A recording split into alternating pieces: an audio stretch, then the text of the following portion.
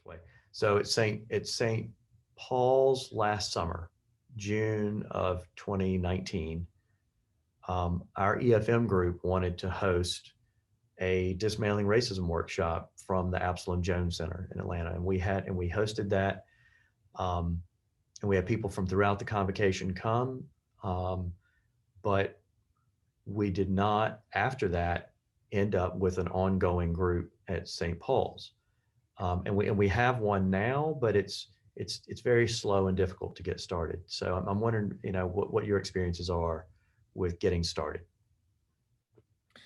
Yeah, so on the heels of that, summer 2019, we just ran a little blurb in the church bulletin, literally all summer long. We ran it till Labor Day or so, and it just has two basic questions. Do you think that racial injustice is a problem in our society? And then secondly, do you think that Christians should be proactively engaged in work about it or have something to say to it, something along those lines? If you answered yes to both of those questions or lean towards a yes, think about joining our racial healing group. We'll be starting up in due course. So yeah, we just ran it, and I think at the first meeting there were maybe 8 people, something like that. And then it snowballed a bit. I think at one point we had 12 or 13, and we were meeting basically every 2 weeks or so. This was obviously pre-pandemic, meeting every 2 weeks or so on Monday nights, and just kind of charting our own course on what we wanted to look at. Someone would suggest an idea. We were like, let's run with that for 3 weeks, see how that goes. And it was, yeah, it